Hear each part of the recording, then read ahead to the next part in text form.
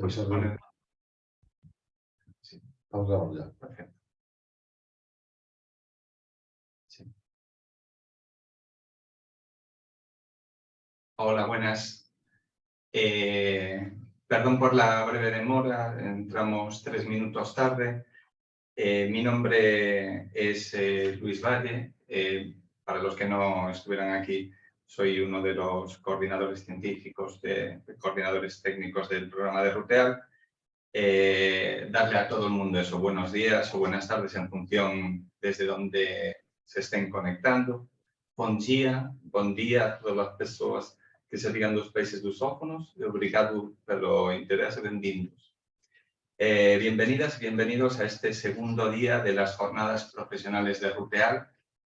Hoy se incorpora a esta mesa María del Carmen Martínez Insua, que es directora general de Patrimonio Cultural de la Xunta de Galicia, a quien le agradezco personalmente su presencia hoy aquí. Pues como ayer nos conectamos o nos reconectamos desde la Ciudad de la Cultura de Galicia, con esa voluntad de tejer lazos, estrechar vínculos y tender puentes en el ámbito euro-iberoamericano.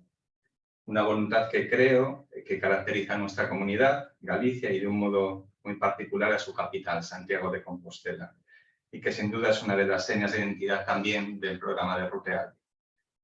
Como saben, Ruteal, que es una incubadora de rutas y itinerarios culturales, resultado de la alianza estratégica entre la Organización de Estados Iberoamericanos y la empresa Trillium, que surge de un marco de colaboración todavía más amplio entre la mencionada OEI y el Instituto Europeo de Itinerarios Culturales para la puesta en marcha de un plan de acción euro-iberoamericano sobre rutas e itinerarios culturales, y que en este caso cuenta con el apoyo de la Xunta de Galicia a través de la Consellería de Cultura, Educación y Universidad.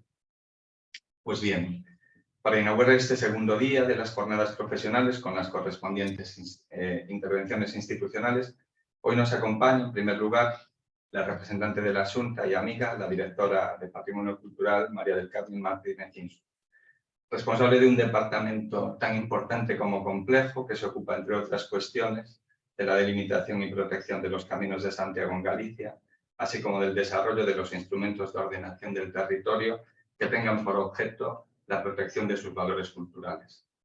Y a quien ya, sin más preámbulo, le cedo la palabra. Directora. Muchas gracias, Luis. Bueno, buenos días, buenas tardes. Como bien decía Luis, dependiendo de la franja horaria en la que se sitúe cada uno de los oyentes.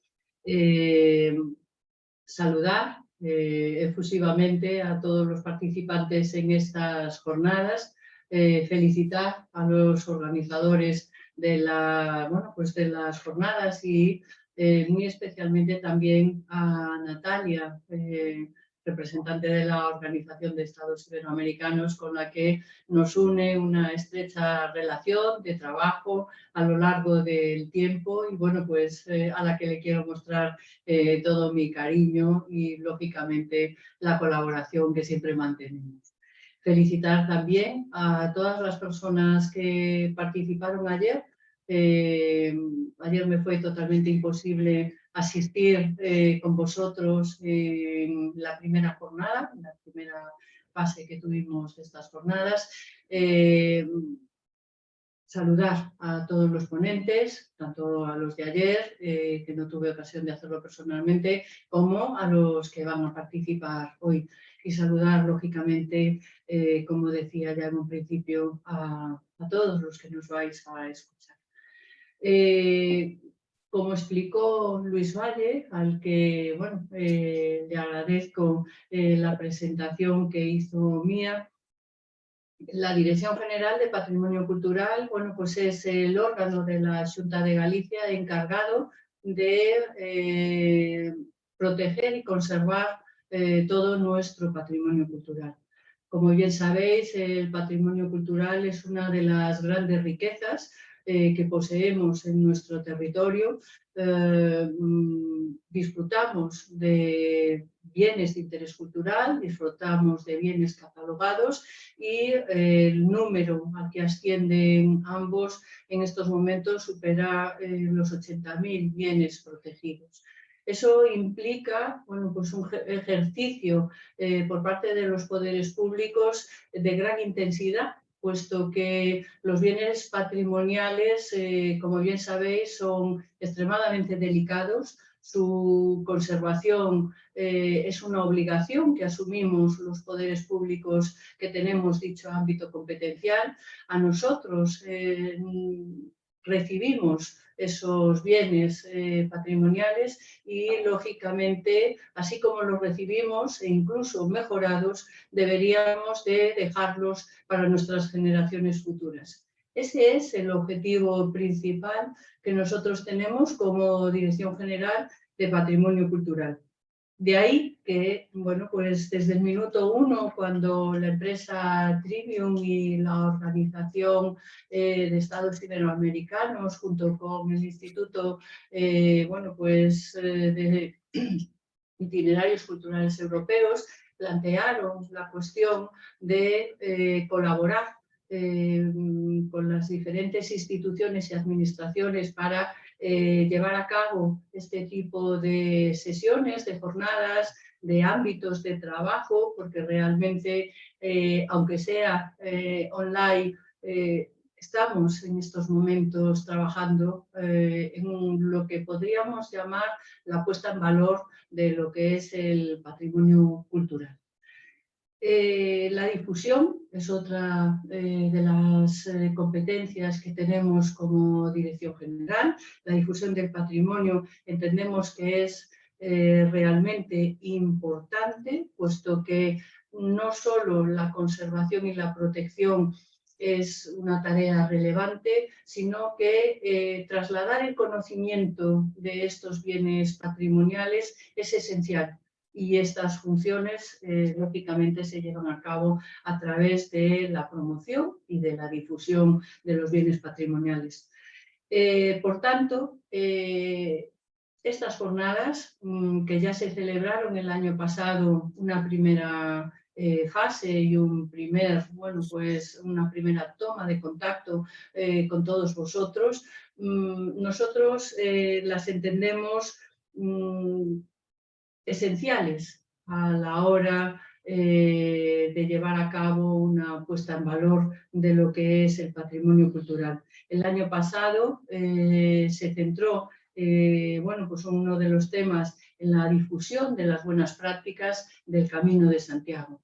Como bien sabéis, para nosotros el Camino de Santiago es un bien patrimonial esencial en lo que es nuestro territorio, porque tenemos 9 rutas del Camino de Santiago reconocidas legalmente, y eso implica que no solo lo que es la traza, sino también todo su territorio histórico se consideran ámbitos protegidos y ámbitos sometidos a la autorización de nuestra Dirección General. Autorizaciones que son imprescindibles a efectos de determinar qué proyectos se adaptan o no a lo que son los valores culturales que debemos de preservar, valores culturales desde el punto de vista arquitectónico, histórico, artístico, arqueológico o antropológico. El año pasado, lógicamente, bueno, pues se hizo una primera aproximación, se ofreció y se brindó la posibilidad de, bueno, pues de que o bien rutas existentes o bien futuribles rutas e itinerarios culturales, bueno, pues tengáis, como quien dice, un ámbito en donde podáis escuchar y podáis tener un contacto directo con todas aquellas personas que gestionan o bien rutas o bien que se encargan o son responsables en su ámbito correspondiente de la protección y la gestión de estos itinerarios culturales. Actividades del año pasado que lógicamente este año, bueno, pues también va a haber ocasión de realizar, y que, bueno, pues estas 2 personas junto con Natalia van a ser los que os dirijan y los que os faciliten todos los conocimientos que sean precisos para vosotros. A mí me gustaría acabar, por no dilatarme más en lo que es la intervención como Dirección General de Patrimonio Cultural, pues bueno, pues diciendo que para nosotros Galicia siempre ha sido un puente de unión entre Europa, España y América. Galicia, como bien sabéis todos, ha sido, bueno, pues una comunidad autónoma con mucha gente desplazada desde su territorio a tierras americanas, con unos lazos estrechísimos desde el punto de vista cultural, social y económico, y lógicamente teniendo esta identidad. Es por eso el motivo que nosotros entendemos que, bueno, que debemos de ser partícipes y colaboradores de este tipo de actividades. Las rutas, los itinerarios culturales, como bueno, pues tendréis ocasión de escuchar a las dos personas que van a participar hoy y las que tuvisteis ocasión de escuchar ayer, pues como veréis son grandes impulsores de lo que es la economía y la cultura de un país. Son tremendamente relevantes. Nosotros tenemos la virtud o desde luego la fortuna, diría yo, también de pertenecer y estar integrados en distintas rutas de, bueno, de itinerarios culturales europeos. Todo ello siempre ha sido beneficioso para nuestro territorio, beneficioso por nuestra conexión cultural con todas aquellas otras ciudades o países que pertenecen a estas rutas, social, indiscutiblemente, porque el tránsito de personas de unos sitios a otros es continuo y constante, y nosotros lo vivimos a diario con los caminos de Santiago. Los caminos de Santiago suponen, bueno, pues una entrada de no solo personas nacionales de otras comunidades autónomas, sino incluso personas pertenecientes a diferentes nacionalidades extranjeras, con un número elevadísimo de participación de estados extranjeros, y eso lo que supone es bueno, pues una interrelación constante y continua desde el punto de vista social, cultural y lógicamente económico. Bueno, sin más, por mi parte, agradeceros, felicitar, como bien decían las participantes de hoy. Hoy una de las personas que va a participar va a hablar de la red de jardines históricos. Nosotros, Galicia, hace poco nos hemos adherido con 9 jardines a mayores de los existentes en la red. Como bien sabéis, los jardines históricos, tal como los define la Carta de Florencia de 1981, los podemos considerar monumentos. De ahí que yo hoy también esté aquí participando, porque lógicamente el jardín tiene un aspecto natural importantísimo, pero también tiene un aspecto cultural de gran relevancia. Y bueno, pues ella lógicamente nos comentará, bueno, pues todas las maravillas de estos paisajes que podemos disfrutar. Por mi parte, nada más, agradeceros y bueno, que disfrutéis de estas jornadas y del trabajo que lógicamente lleve consigo. Muchísimas gracias. Muchísimas gracias, María del Carmen. Continuando con el turno de intervenciones, salimos físicamente de esta sala y viajamos a Madrid, en este caso para darle la palabra ahora a la Directora General de Cultura de la Organización de Estados Iberoamericanos y también coordinadora institucional de Ruteal, Natalia Armijos. Natalia, cuando quieras. Muchísimas gracias, Luis. Muy buenas tardes, muy buenos días. Y un gusto saludar a la Directora General de Patrimonio Cultural. Muchísimas gracias, querida María del Carmen, por tus palabras, por tu cercanía y el compromiso con la incubadora Iberoamericana de Proyectos de Itinerarios Culturales, por acompañarnos en el arranque de la segunda jornada profesional que empezó el día de ayer en lo que es esta segunda edición de RUTEAL 2023.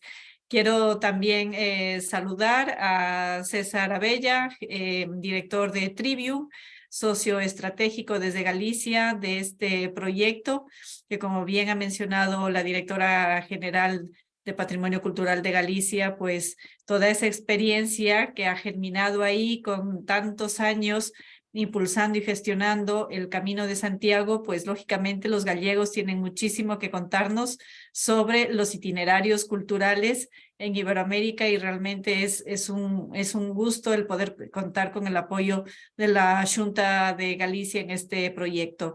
Y también quiero saludar a las ponentes de esta tarde, Ana Rosa Moreno desde España y a Diana Guerra Chirinos desde Perú. Muchísimas gracias a ambas por estar presentes virtualmente en esta segunda jornada. Diana Guerra Chirinos está desde Lima, Perú, y recientemente asumió la Dirección General de Industrias Creativas y Culturales y Artes del Ministerio de Cultura de Perú, a quien conocemos y es una aliada estratégica en el programa iberoamericano de itinerarios culturales. Y Ana Rosa Moreno, en cambio, desde España, si no me equivoco, desde Valencia, impulsa lo que es el itinerario cultural certificado de los jardines históricos europeos. Y es un camino que también tiene muchísimo interés y que seguro va a coincidir con el interés desde América Latina y el Caribe de poder impulsar esta ruta y seguirla extendiendo hacia América Latina, porque allá también tenemos jardines maravillosos que los cuidamos y que no dejan de ser pues una atracción turística y lógicamente cultural para nuestros países.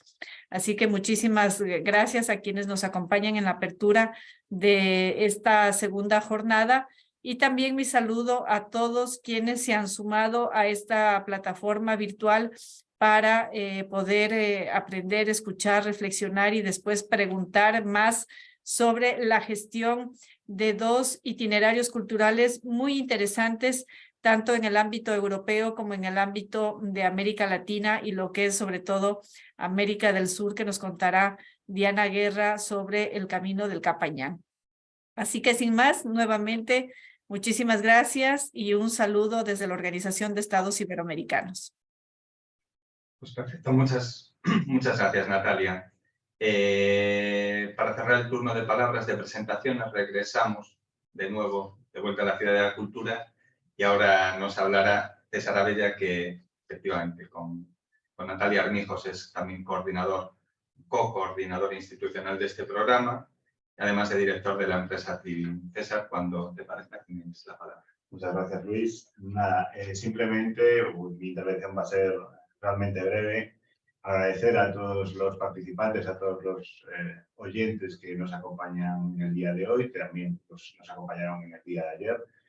Saber que hay más de 156 personas inscritas de hasta 20 países. Entonces, bueno, creemos realmente, estamos muy contentos y muy orgullosos de cómo se está acogiendo la segunda edición de RUTEAL, que ya es un proyecto un poco más maduro y un poco más consolidado que el año pasado, que era un proyecto naciente, como quien dice. Y bueno, simplemente comentaros que hoy acaban las jornadas profesionales, pero que realmente RUTEAL está por empezar, ¿no? Porque todavía nos quedan los dos programas de formación importantes que forman parte de RUTEAL. Entendemos las jornadas profesionales como un pistoletazo de salida, de esta segunda edición, y ahora nos queda el programa de emprendimiento y el programa de acompañamiento. Sabéis que el programa de emprendimiento está pensado sobre todo pues, para aquellas pequeñas empresas de economía social, tiendas de artesanía, pequeños hoteles, pequeños autónomos, guías de turismo, etcétera, etcétera. Pequeñas empresas que están vinculadas con las rutas y con los itinerarios culturales, y se da una formación en esta incubadora pues, para que aprendan casos de buenas prácticas y puedan amplificar y mejorar la gestión de sus propias empresas relacionadas pues, siempre desde un punto de vista cultural. Saber que el programa de emprendimiento, aunque evidentemente en todas las redes sociales, tanto de Trivium como de la OIE, vais a tener información puntual de todos los programas, pero os adelanto que el programa de emprendimiento, la presentación de las candidaturas comienza el 8 de mayo y remata el día 28, que tendremos una sesión de evaluación de las candidaturas de 3 días, del 29 al 31 de mayo, y que efectivamente los proyectos seleccionados, que son 30 plazas, empezarán el programa el 5 de junio y lo finalizarán el 16 de julio. Una formación totalmente gratuita y online, que en este caso son 6 semanas de formación. Y después ya acabaremos, digamos, la segunda edición de Ruteal con el programa de acompañamiento, que ya está pensado más para gestores de las rutas y los itinerarios, gestores de rutas que estén en formación, que estén latentes, que estén en la cabeza de alguien o que finalmente ya estén implementándose. En este caso, el plazo de presentación de candidaturas será a finales de julio, del 17 al 31 de julio, y el programa de formación efectivo se realizará entre el 7 y el 10 de septiembre. Y creo que con esto es todo. 7 de agosto, 10 de septiembre. 7 de agosto, 10 de septiembre, perdón, sí. Creo que con esto es todo. Nada, agradeceros a todos la participación y ya empezamos con las charlas. Pues efectivamente, muchas gracias César, y es lo que acaba de comentar. Cerrada esta parte inaugural, a continuación pasamos a lo que es el punto clave de estas jornadas profesionales. Si ayer los dos expertos que nos acompañaron, Eladio Fernández Galiano y Jordi Tresserras, ponían de relieve la situación actual de los itinerarios culturales del Consejo de Europa e Iberoamérica, ofreciendo un mapa detallado y estableciendo el estado de la cuestión de las rutas en ambas regiones y hablándonos también de las diversas tipologías de itinerarios en función de sus temáticas y dimensión territorial y las posibilidades, que es muy interesante, de certificación y cooperación presentes y futuras. Las dos ponentes que nos acompañan hoy, Ana Rosa Moreno, gerente del Itinerario Europeo de los Jardines Históricos, y Diana Guerra Chirinos, de la Universidad de San Ignacio de Loyola y consultora de la UNESCO Perú, que recientemente acaba de ser nombrada directora general de Industrias Culturales, de las Industrias Culturales y las Artes de Perú, nos ofrecerán un poco el otro lado de la balanza, cerrarán el círculo virtuoso, en este caso, con la parte práctica, concreta y aplicada a la realidad, que es algo muy, muy valioso, con el análisis de casos destacados, en este caso de rutas culturales en Iberoamérica. No me voy a extender más, solo recordar que hay un chat habilitado, pues donde todos los participantes, las personas participantes pueden formular todas las cuestiones pues, de su interés o plantear aquello que consideren relevante y que iremos trasladando al final de la sesión, pues tanto a Ana Rosa como a Diana. Ana Rosa Moreno, ya salimos de aquí, volvemos a Valencia, como comentó antes Natalia, y nos quedamos contigo pues, para que nos presentes este proceso de puesta en valor de este importante patrimonio que constituyen los jardines históricos. Ana Rosa, cuando tú quieras. Pues muchísimas gracias, antes que nada, a la organización, a la OEI, a la Xunta de Galicia, a Ruteal. Creo que entras un poquito baja, ¿no? ¿Sí? Un poquito baja de sonido. Sí, no se escucha. Por mi parte estoy al máximo. No sé, sí. Igual son mis auriculares. Igual son los auriculares, ¿eh? ¿Me oís mejor? Mejor. Sí, sí. Pues son los auriculares, está claro. Pues sin auriculares, no pasa nada, porque ahora voy a hablar yo. El problema lo tenía al escuchar, pero bueno, lo que os decía es que muchísimas gracias de verdad por haber pensado en nosotros para participar en esta jornada, porque siempre es un placer tener la oportunidad de presentar la asociación y siempre es un placer escuchar a otras personas. A mí me gusta casi más escuchar, aunque por la parte que me toca me corresponde también comunicar y hablar y tener esta oportunidad de dar a conocer nuestra asociación. Así que por una razón o por otra muchas gracias por haber pensado en nosotros. Gracias a todos, a la Xunta, al Instituto Europeo de Itinerarios Culturales, a la OEI, a Trivium y a Ruteal. Y no sé si me olvido de alguna otra entidad, pero gracias a todos. Y nada, dicho esto, si os parece, yo voy a empezar a compartir la pantalla con la presentación que hemos preparado, que he preparado para la ocasión. Y un momentito.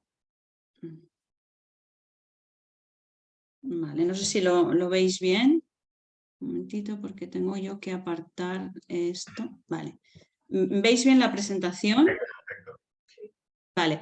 Bueno, pues como bien ha dicho la directora general de Patrimonio Cultural, forman parte de nuestra asociación 9 jardines maravillosos gallegos, y un poco en homenaje a nuestros anfitriones, la primera fotografía es una fotografía de, si no me equivoco, del Pazo Quiñones de León, que es una preciosidad, como podéis ver, y simplemente es una muestra de esos 9 jardines.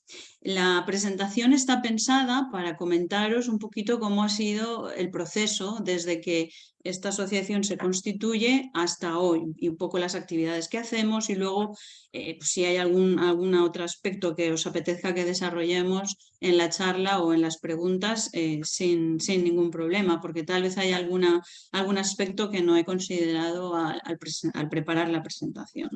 Bueno, pues dicho esto, deciros que todo empieza en Lloret de Mar, en Girona, en España, en Cataluña, en el año 2016. Concretamente, el 26 de abril es cuando se constituye la asociación por iniciativa del Ayuntamiento de Lloret de Mar, que vieron una oportunidad y tuvieron un deseo, ¿no? La oportunidad era la de pues, intentar certificarse como itinerario cultural del Consejo de Europa algún día, empezar el camino para conseguir eso, y también la necesidad, como digo, de poner en valor este importante patrimonio cultural. Yo siempre cuento que mi trayectoria profesional gira, hay varias etapas, pero la última larga etapa gira siempre en torno al mundo de la consultoría, en turismo y en cultura, y curiosamente nunca he tenido que trabajar el patrimonio de los jardines históricos.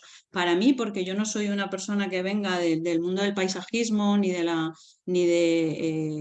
la arquitectura de los jardines, no vengo del mundo de los jardines, vengo de otro mundo. Para mí está siendo un descubrimiento este patrimonio de los jardines históricos, y me sorprende mucho que esto no se hubiera, digamos, hecho antes, ¿no? Por todo el potencial que tiene, y esto lo vieron en el Ayuntamiento de Lloret de Mar, y entonces decidieron formar esta asociación. En principio tejieron una primera alianza con la Universidad de Barcelona, con el Laboratorio de Estudios de Turismo y Cultura, que es Jordi Tresserras, que estuvo ayer con vosotros, quien lo lideraba, y también se pusieron en contacto con el Ayuntamiento de Aranjuez, y con solamente estos 3 socios empezaron la andadura.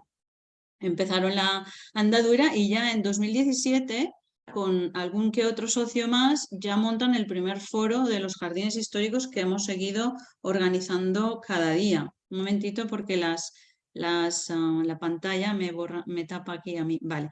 Y entonces, con esa visión, con esa idea que os he comentado yo ahora, de que existe, de que los jardines históricos son un patrimonio muy importante y que hay que ponerlo en valor, y que puede contribuir a mucho, sobre todo a cohesionar, ¿no?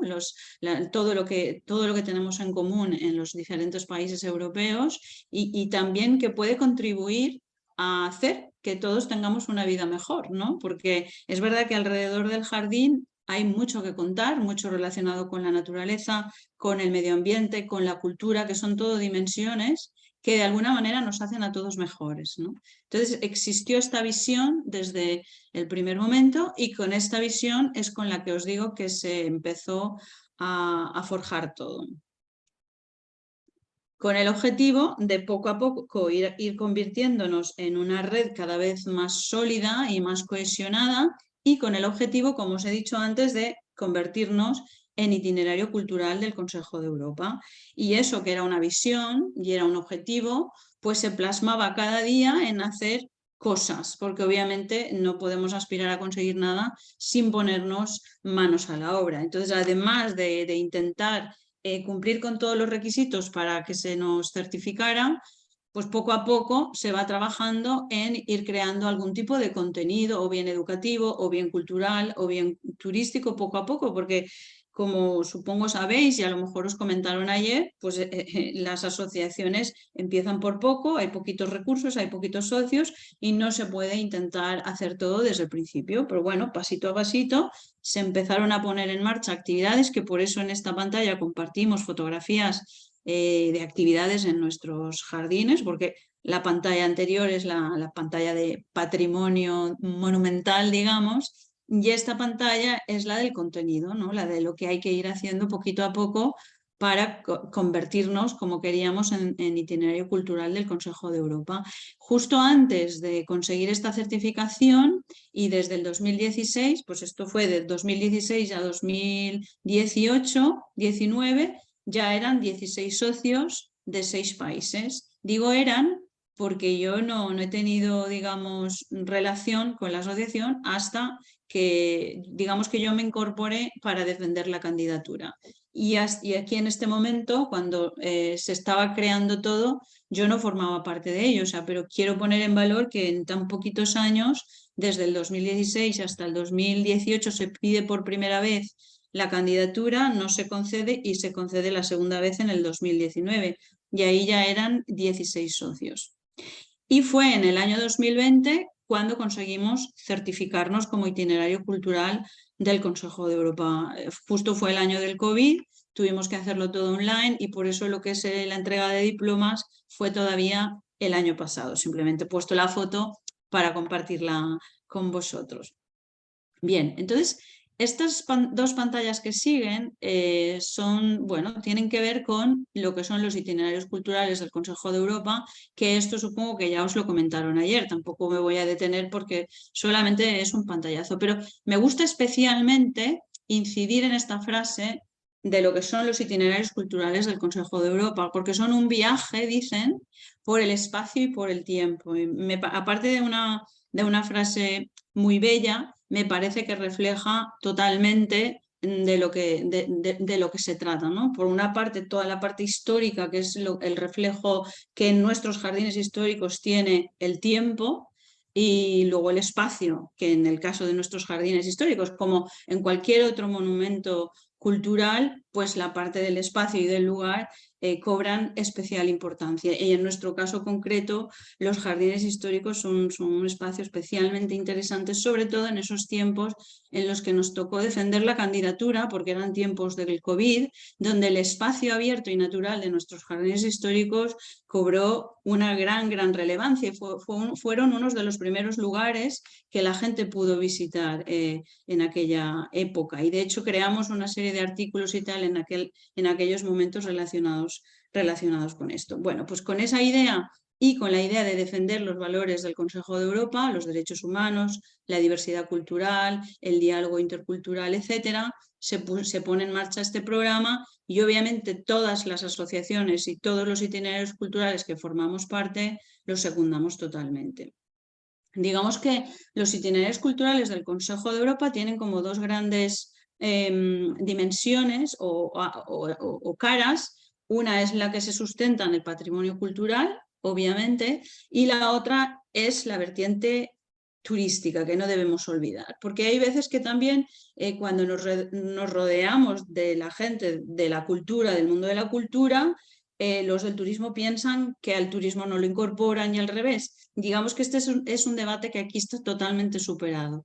Patrimonio y turismo van de la mano y está más que demostrado que solamente pueden ganar cuando eso es así, ¿no? Entonces, en el caso de nuestros jardines históricos, la parte patrimonial está clara. Nos gusta mucho insistir en que los jardines históricos son la prueba viva de todo lo que tenemos en común los europeos, y si ahora nos ponemos la mirada en Latinoamérica, también podría ser así. Tenemos mucho en común. De hecho, visitar un jardín histórico es precisamente darte cuenta de cómo son esas influencias, y nos gusta insistir, sobre todo a nuestro vicepresidente, que sí que es una persona de los jardines, nos gusta insistir en eso, nos gusta insistir en que los jardines históricos se han mostrado unidos incluso cuando las circunstancias eran adversas, incluso cuando parecía que todo a nuestro alrededor nos inspiraba para separarnos, ¿no? Entonces, por eso dice que han transmitido un mensaje de unidad más allá de las fronteras políticas, lingüísticas e incluso climáticas, ¿no? Y esto es muy bonito verlo en los jardines, cuando visitas un jardín y bien guiado te lo saben explicar cómo se ven las influencias de unos países y otros y de unas culturas y otras también en los jardines. Y luego los jardines a nivel patrimonial, lo que hay que destacar de ellos no solamente es lo que vemos, no solamente es esta parte histórica, sino que tiene muchas otras dimensiones sobre las que nos podríamos detener un poco más, que es lo que los hace tan interesantes, ¿no? Su dimensión artística, arquitectónica, su dimensión social, porque en muchos lugares el jardín era un punto de encuentro de la sociedad, ¿no? Uno de los jardines que forma parte de nuestra asociación Parc Samà en Cambrils, en Cataluña también, donde sí que tuve la oportunidad de estar más vinculada antes de entrar a formar parte de la asociación. Este jardín fue recuperado de alguna manera porque pasó a ser gestionado por una empresa privada que lo recuperó y lo devolvió un poco a los ciudadanos, a los residentes, ¿no? Y tendríais que haber oído cómo los residentes estaban tan agradecidos porque eso hubiera sucedido, porque ese jardín era ese lugar donde se habían casado, donde había tomado la comunión alguien de su familia, o sea, son lugares de encuentro social también, ¿no?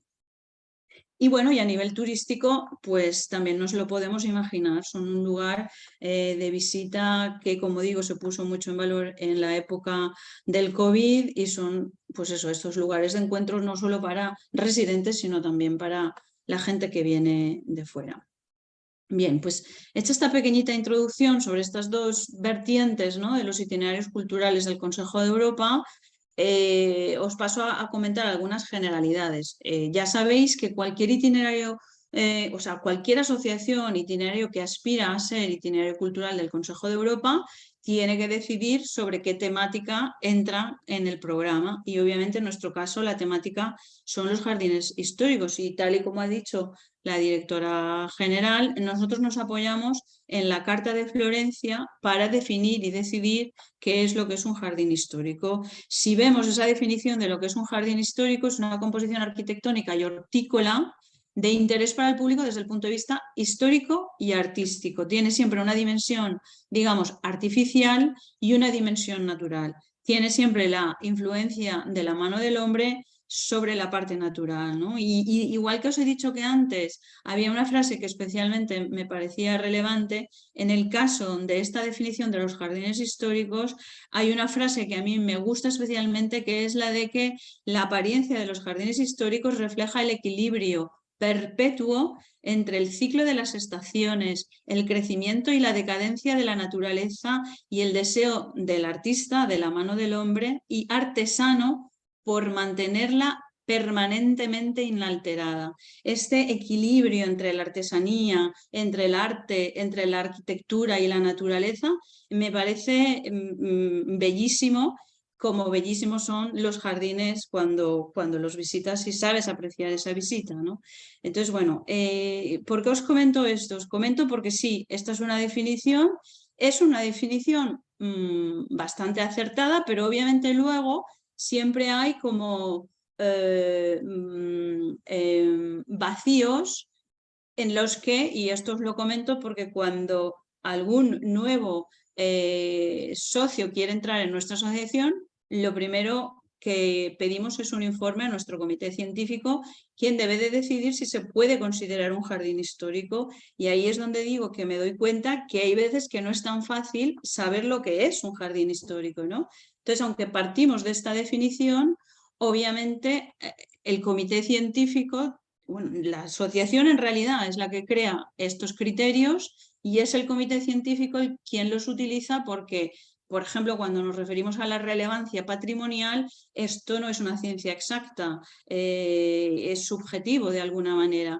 Y ahí viene el debate de interés dentro del comité científico para decidir si podemos aceptar o no a un jardín dentro de nuestra asociación.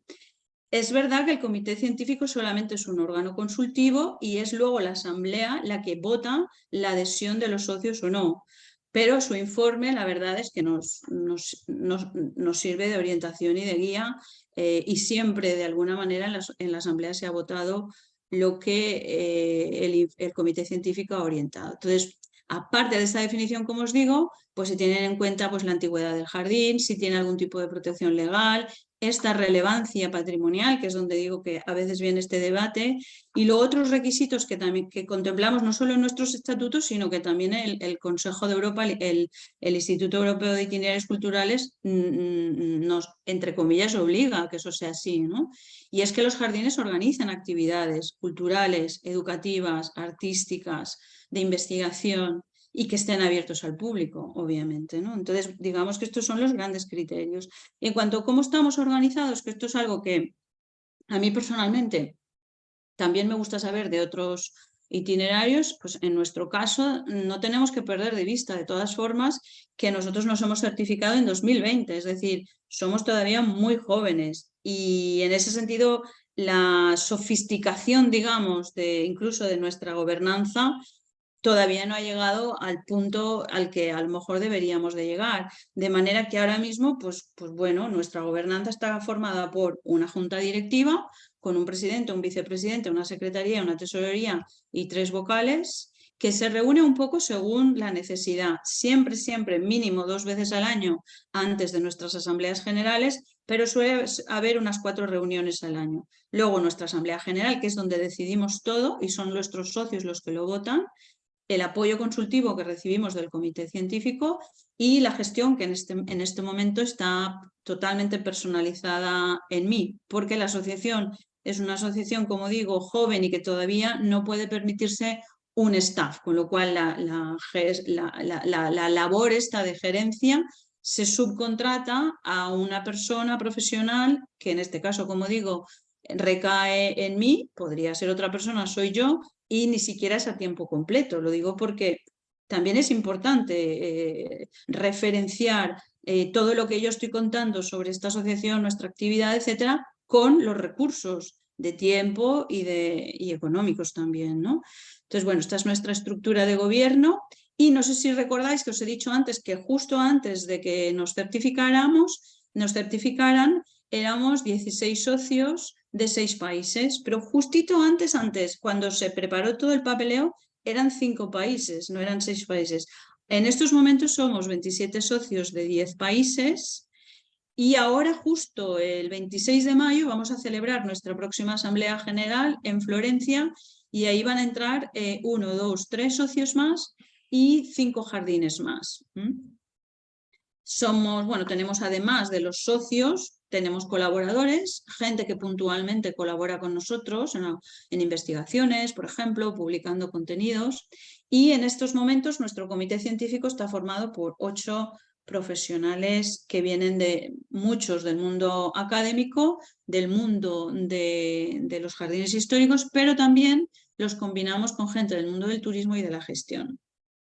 Este es en nuestro mapa de jardines, no sé si lo podéis ver bien, 41 jardines en estos momentos, 9 de ellos son Patrimonio Mundial de la UNESCO, que están repartidos por 10 países. Aquí tenemos los 9 jardines gallegos también y tenemos a Ucrania, que es el jardín de Sofievka, a quien invitamos a formar parte de nuestra asociación cuando el conflicto de la guerra estalló, un poco como para mostrar nuestra solidaridad con ellos y en relación con lo que os he comentado antes, de que incluso cuando hay conflicto a nuestro alrededor, los jardines han mostrado su unidad.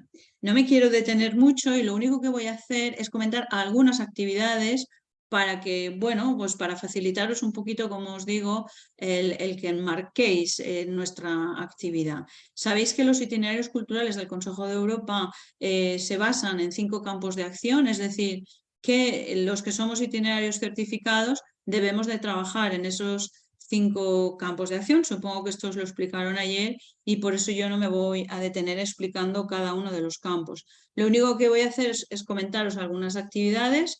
nuestras actividades propias, que sí que están impulsadas desde la asociación. Digamos que la más importante para nosotros es el foro que organizamos todos los años y que justo ahora vamos a celebrar el 25 de mayo en Florencia. El 26 es la asamblea y siempre organizamos el foro y la asamblea a la vez. Y aquí tenéis un poco lo que es la portada de todos los foros que se han organizado hasta ahora, excepto el año del COVID, todos los años lo hemos organizado. Y luego también organizamos todos los años el Día Europeo de los Jardines Históricos, que es el 26 de abril, el mismo día que se constituyó la asociación. Según la temática, por ejemplo, el año pasado fueron jardines históricos y literatura, y montamos también una publicación sobre literatura y jardines, ¿no? Según la temática, este año, que es una Europa de Jardines Unidos, pues hemos aprovechado para promocionar una publicación que es a Europe of United Gardens, que se publicó hace un par de años y la hemos vuelto a promocionar. Luego, otra cosa que hacemos, porque sí que estamos muy convencidos que sobre todo cuando los recursos son limitados, es muy importante que lo que ya está hecho lo pongamos en valor. Y es verdad que nuestros jardines, todos o muchos, la mayoría, organizan muchas actividades, pero cada uno un poco va a la suya. Pues bueno, lo que hemos hecho ha sido integrarlo todo. Y sabemos que en verano y en Navidad son dos fechas especialmente en las que nuestros jardines organizan un montón de actividades, la mayoría culturales, que es uno de los ejes de acción de los itinerarios culturales del Consejo de Europa y donde nosotros estábamos también un poquito flojos. Pues bueno, cuando, como digo, no tenemos los recursos para ser nosotros los que montemos una actividad en ese sentido, lo que hacemos es unificar las que ya existen y ponerlas todas juntas en un programa ordenado por países, porque la idea es promocionar eso, difundirlo, para que quienes estén planteando visitar un jardín en una zona en la que ya estén, sepan las actividades que hay ahí. Entonces hacemos el programa de actividades de verano y el programa de actividades de Navidad.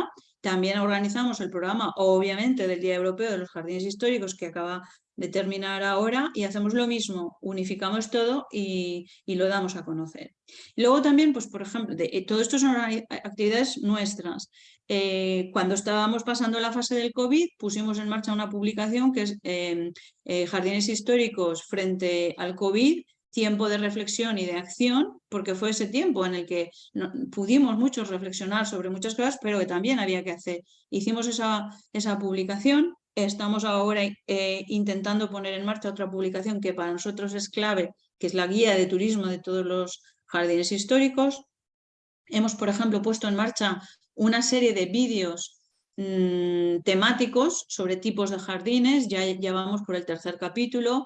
Y este es no solamente nos sirve para promocionar los jardines históricos, sino que nos sirve para estrechar lazos entre nosotros, porque cada uno de los capítulos lo coordina un jardín socio y se tiene que poner en contacto con los demás. Obviamente siempre con el apoyo de la oficina técnica, pero está muy bien porque entre ellos se fuerzan, digamos, a hablar y a compartir, ¿no? De momento, como digo, ya tenemos 3 capítulos, cada capítulo con 3, 4 o 5 jardines y ordenados por tipos de jardines. Y luego, bueno, las actividades que ya podéis imaginar, de asistencia a conferencias, etcétera, como incluso la de ahora mismo, ¿no? O nos invitan a algún foro a presentar nuestra asociación.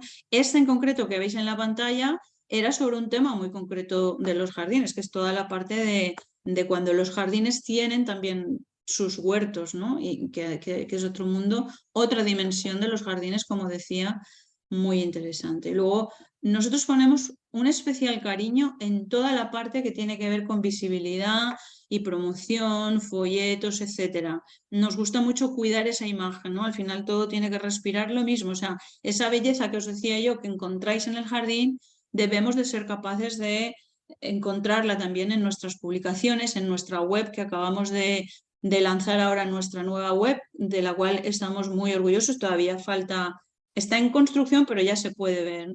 Y esa web respira lo mismo, ¿no? Respira como ese paseo por el jardín. Y aquí, pues bueno, nosotros todos los años hacemos nuestro folleto, obviamente, todos los socios tienen su diploma. El diploma, por lo que veis, todos los diplomas están, digamos, personalizados con una fotografía antigua del jardín. Tenemos las placas que obviamente todos los jardines deben instalar, tenemos nuestras newsletters estacionales, primavera, verano otoño e invierno, como los jardines, y luego apoyamos muchas actividades, porque lo que no podemos potenciar nosotros, hacer nosotros, lo apoyamos. Y obviamente pues apoyamos todos los intercambios entre nuestros jardines, les ponemos en contacto, por ejemplo, para investigaciones. Hemos colaborado a través de la presidenta de nuestro comité científico en el documental que se emite en televisión española, Jardines con Historia. Patrocinamos exposiciones, patrocinamos congresos, que son iniciativa de algunos de nuestros socios o colaboradores, y promovemos también publicaciones, ¿no? Como esta que os decía antes, o publicaciones científicas. Solamente, y con esto termino, para que tengáis una idea de impacto, y estos no son cifras actualizadas, porque las actualizadas las tendremos a finales de este año, pero para que tengáis alguna cifra, a fechas de cuando presentamos la anterior, del 2020 más o menos, pues simplemente que nuestros jardines, los jardines que teníamos entonces, entre todos suman más de 14 millones de visitantes, luego tenemos más de 1,5 millones de visitantes a eventos, no el que paga o entra al jardín simplemente a visitar, sino que asiste a un evento.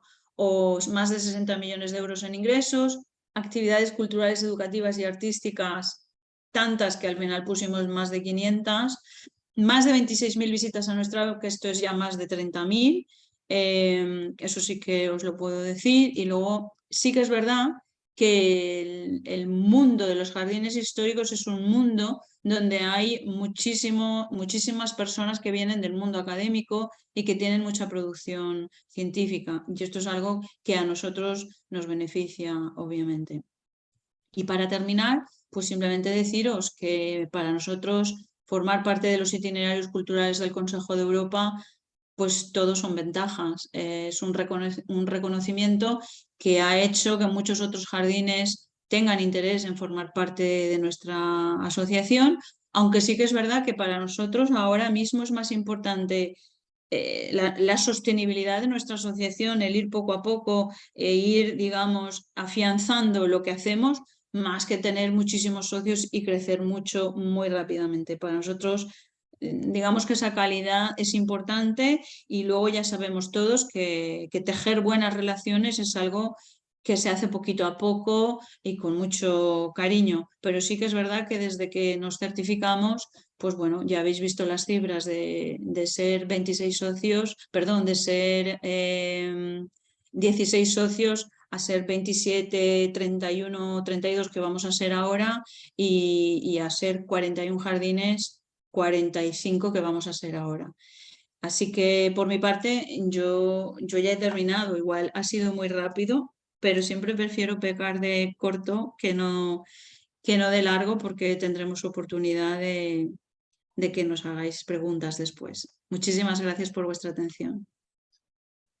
Estupendo. Muchísimas gracias a ti, Ana Rosa, por la didactísima, muy equilibrada, por cierto, recurriendo a esa característica que mencionabas de los jardines a todos los niveles, presentación sobre este itinerario europeo de los jardines históricos. Yo creo que se combinó perfectamente el marco teórico, el relato y los datos, y todas las ideas yo creo que nos han quedado a todos mucho más claras, y los ejemplos en realidad es lo valioso. Los ejemplos es con lo que se aprende, con las buenas prácticas, y yo creo que esto ha quedado muy claro. Y yo creo que de una magnífica conferencia vamos a pasar a otra magnífica conferencia, porque yo ya tuve la suerte de escuchar a Diana Guerra en alguna ocasión, de compartir foro. Y si puedes dejar... Sí, tienes razón, disculpadme. Disculpa tú. Nos hemos quedado con el niño de la espina de los jardines de Aranjuez. Sí, Ahí está. precioso. Muy bien. Podría haber terminado con un jardín gallego. Eso ha sido un fallo, ¿eh? Está perfecto con lo que hayas terminado. La presentación fue fantástica. Y ahora pasamos de un territorio, digamos, bastante concreto, muy extenso, ¿no? A lo largo de toda Europa, pero con una dimensión también controlable, vamos a decir, de los jardines históricos, a un territorio que en realidad es enorme, porque vamos a hablar del Capagñán, que es como la ruta de las rutas por una cuestión territorial, un camino multinacional que se incluyó en la lista del Patrimonio Mundial en 2014 y que atraviesa territorios de Argentina, Bolivia, Chile, Colombia, Ecuador y, por supuesto, de Perú. Y para hablarnos del Capagñán tenemos pues, a Diana Guerra, y la dejo ya con el Capagñán, el camino principal andino. Cuando tú quieras, Diana. Bueno, muchas gracias por la invitación. Muchas gracias siempre a Trivium, a César y a su magnífico equipo. Deberíamos de clonar, ¿no?, a Trivium y tener varios Trivium en muchos países, incluyendo Perú, por supuesto. Creo que harían una labor maravillosa. Y también muchas gracias a la OEI, por supuesto, a Natalia y a todos los que han hablado antes de esta presentación. Yo voy a también tratar de hacer una presentación no tan larga, compartiendo con ustedes la información de este itinerario cultural que es el Capagñán, que significa en quechua el Gran Camino Andino. Y es una historia, voy a contarles también cómo empieza este proyecto, cómo llega a ser declarado Patrimonio Mundial, como lo mencionaban antes, el año 2014, pero hay toda una historia previa y hay también características distintas a las que Ana Rosa ha contado sobre los jardines, ¿no? Y tiene que ver con la manera como se concibe el camino andino, pero también tiene que ver con el uso contemporáneo que al día de hoy sigue teniendo el Capagñán por las comunidades indígenas que están asentadas en los entornos de este gran camino, ¿no? Entonces, vamos a encontrar diferencias, ¿no?, que nos va a permitir también seguramente con Ana Rosa poder tener un diálogo interesante. Me permito un segundo compartir. Aquí está. Y esta es una imagen que a mí me encanta antes de empezar a hablarles ya de la información del caso del Capagñán, porque es una imagen de uno de los tantos cientos de tramos que tiene el Capagñán, en el que vemos a las poblaciones indígenas hoy en día utilizando el camino, porque el camino sigue siendo utilizado hoy por las comunidades que están en los alrededores o que viven incluso atravesando el propio camino, ¿no? Entonces, es un uso cotidiano, ¿no?, a través de los cuales se transportan, llevan sus mercancías, siguen transportando a sus animales, yendo de un sitio a otro, inclusive haciendo el trueque, aquel intercambio de productos que en el pasado, antes de la llegada de los españoles, ¿no?, en la etapa prehispánica en el territorio de Perú, ya había un intercambio de productos de los pisos ecológicos pegados a la costa con los pisos ecológicos más cercanos a la Amazonía. Entonces, a través de estos determinados pisos ecológicos se hacían intercambios de productos y el Capagñán tenía un rol muy importante en ese intercambio, ¿no? Entonces eran unas enormes vías de comunicación construidas y aquí también es importante señalar que hay información que la gente no necesariamente conoce, y es que los orígenes del Capagñán son incluso preincaicos, ¿no? Es decir, antes de los incas, las culturas previas a los incas, los paracas, los mochicas, los huari, los tiahuanaco ya habían construido estos caminos. Lo que hacen los incas es más bien darle una organicidad y ponerlos bajo la administración del imperio incaico llamado Tahuantinsuyo, ¿no? Entonces, en realidad estamos hablando de caminos que existen antes de los incas, que los incas saben aprovechar y los organizan y los fortalecen, ¿no?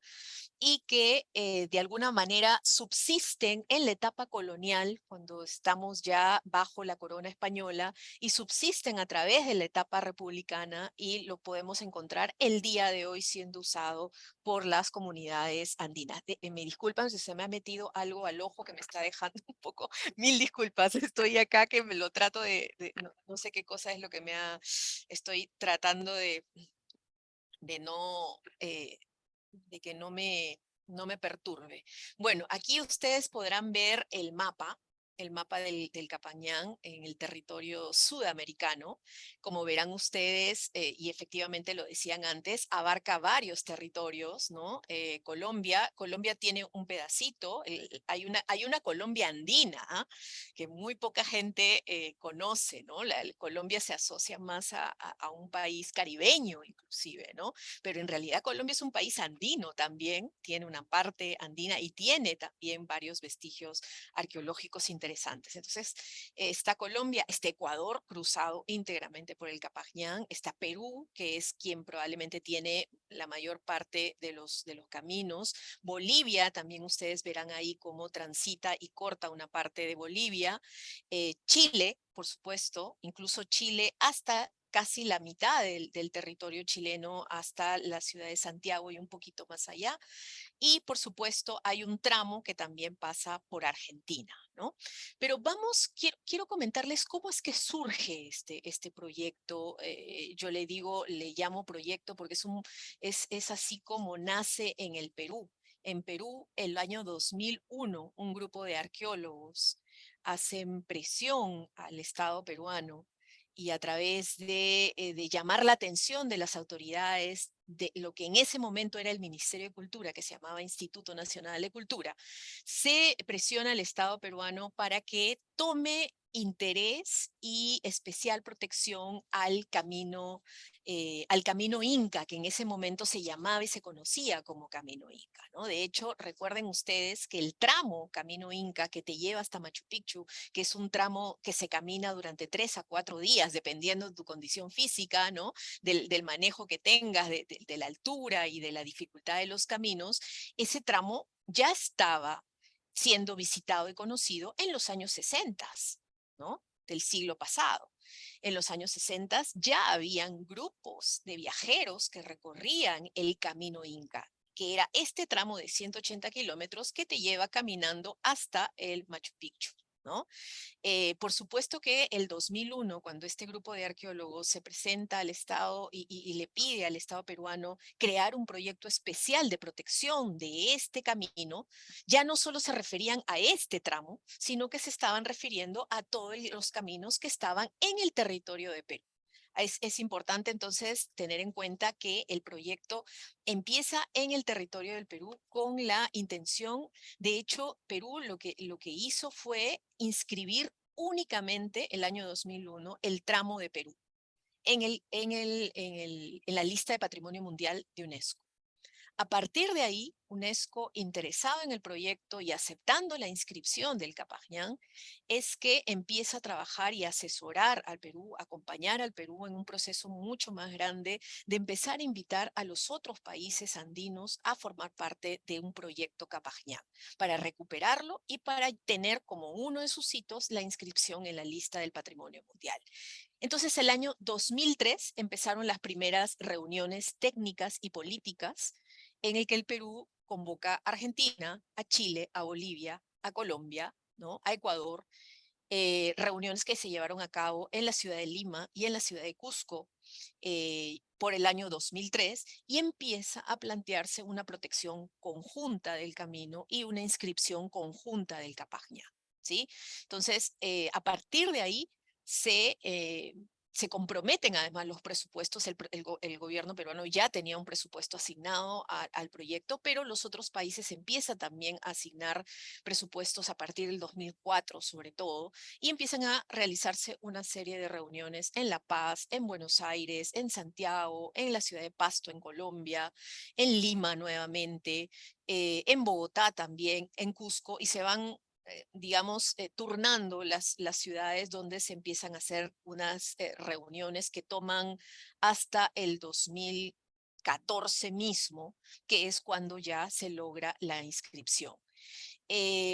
Lo que se declara como patrimonio mundial a partir del 2014, estamos, por cierto, a un año, o sea, es decir, el próximo año van a ser 10 años de la inscripción del Capañán como patrimonio mundial, como itinerario cultural.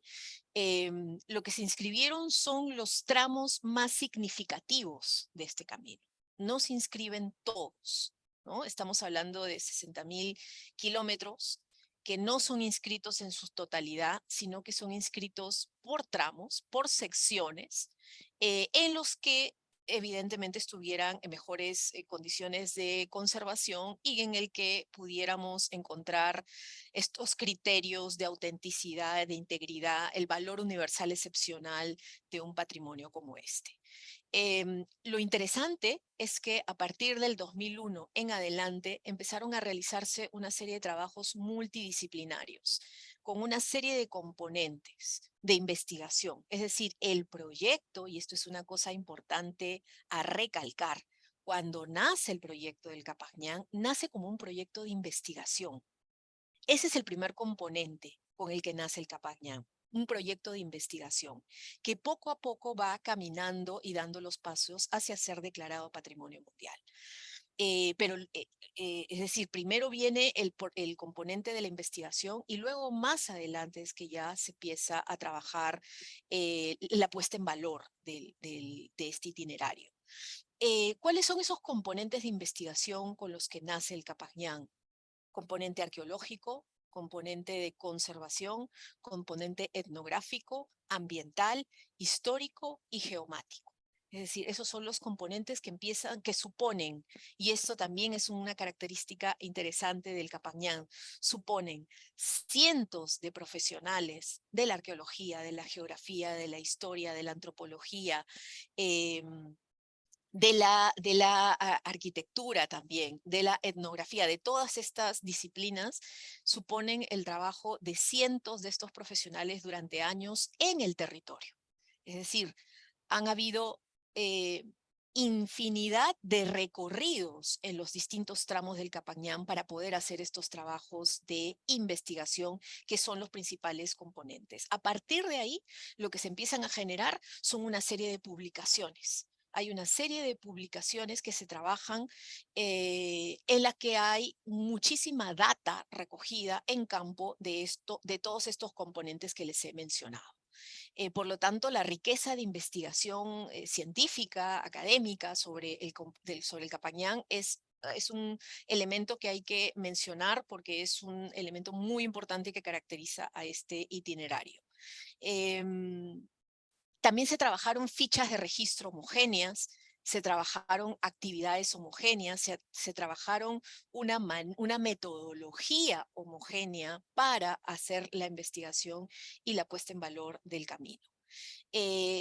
Evidentemente, la declaratoria del 21 de junio del 2014, cuando ya es declarado Patrimonio Mundial en Doha, en Qatar, y se declara como Capajñán Sistema Vial Andino, pasa a ser uno de los proyectos de los bienes patrimoniales de UNESCO más importantes. Sobre todo por su característica de haber sido trabajada en conjunto por 6 países, en este caso sudamericanos. El Capajñán es una red de comunicaciones, es una red de camino construida que marca la historia andina y que llega a su máximo apogeo en el siglo XV, ya siendo parte del famoso Tahuantinsuyo. Es una red de cerca de 5.000 kilómetros a lo largo de toda la cordillera de los Andes, ¿no? Pasando por Pasto en Colombia, como ya les he mencionado, todo el extremo norte de Santiago de Chile y la zona de Mendoza en Argentina. Estamos hablando de unos 40.000 kilómetros cuadrados, algunos investigadores hablaban de 60.000 kilómetros cuadrados, estamos hablando de 187 tramos, de los cuales no todos han sido declarados Patrimonio de la Humanidad. Estamos hablando de una vía de comunicación de personas, de bienes, de servicios, de ideas. Y eso es otra de las características importantes de este espacio. Estamos hablando de una red de caminos que permitieron el intercambio entre todas las poblaciones que vivían en los entornos del camino. Los caminos todos dirigían, por cierto, hacia la capital del Imperio Incaico, que es la ciudad del Cusco. Estaban conectados todos los centros administrativos.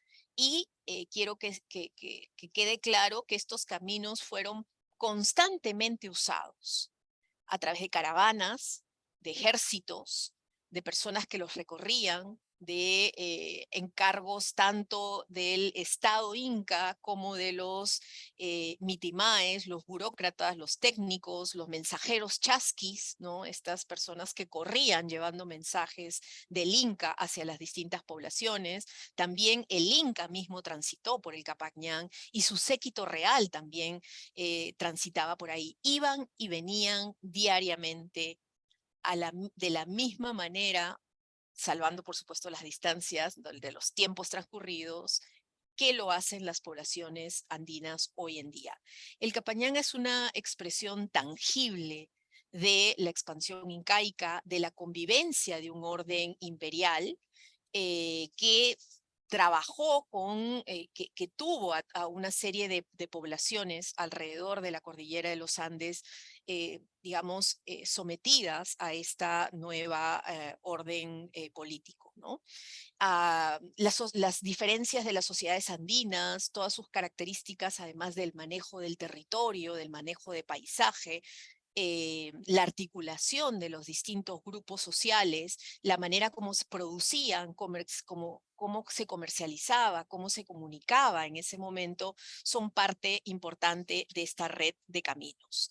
Estamos hablando entonces de una cantidad de más de 187 tramos registrados y más de 309 sitios arqueológicos, no todos puestos en valor, hay varios de ellos que están puestos en valor, pero no todos estos lugares están y forman parte tampoco todos ellos de la lista de Patrimonio Mundial.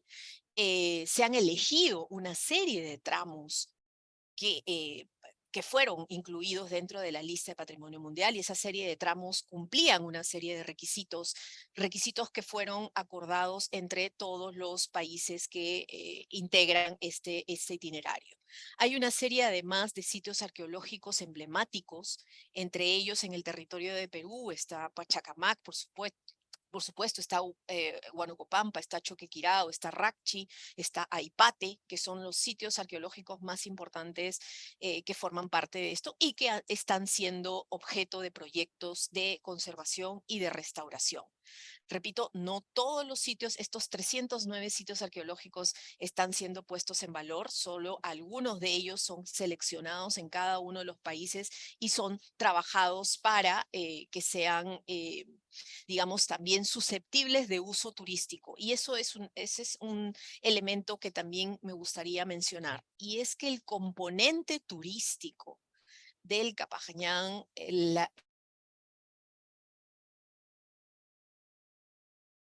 proyecto, ni cuando se avanza en las investigaciones y en la coordinación con los países. Y eso es un elemento interesante a mencionar, sea porque hay cosas positivas de esa decisión, o sea, porque también, por supuesto, trae consecuencias negativas.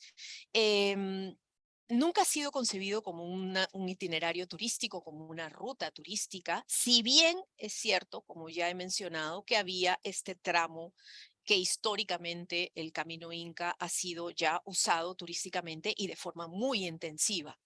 Pero el resto del camino es un proyecto que todavía se considera un proyecto de puesta en valor del patrimonio. Son muy pocos los tramos del Capacñán que han sido señalizados, que son usados turísticamente, que son comercializados y presentados en la promoción turística. De hecho, todavía existe un cierto acento por parte, sobre todo del Ministerio de Cultura, que es quien lleva este camino, de no ser usado el Capacñán como un tramo, con un uso turístico como prioritario. La prioridad del Capacñán durante todos estos años, vamos a ver cuáles son los nuevos objetivos que se plantea el Capacñán de aquí en adelante. Pero digamos que mirando hacia el pasado, los objetivos no han sido el uso turístico, sino han sido la puesta en valor y la investigación del camino. Sobre todo teniendo en cuenta por esto, porque estos son caminos que hoy día son usados por la población. Hay algunos tramos, por supuesto, que han desaparecido, hay carreteras que se han construido encima, hay construcciones, digamos, de la vida contemporánea que han pasado por encima de los tramos del Capacñán, pero hay otros sobre todo los que forman parte de la cordillera de los Andes, los que están en los pisos más altos, altitudinales del país y de los otros países también, que no han sido prácticamente afectados y siguen siendo usados por la población. Algunas imágenes también del Capajñán, ahí tienen la imagen del tramo turístico del que les hablo, que es el Camino Inca, que es la imagen inferior, la que llega hacia la ciudadela de Machu Picchu, pero los otros son algunos tramos con paisajes y unos entornos geográficos impresionantes.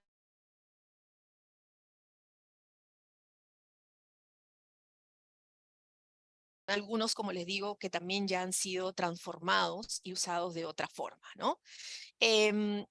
El Estado peruano es uno de los que más ha invertido en este proyecto. Es un proyecto que nace en Perú y que sigue teniendo gran importancia para el Perú.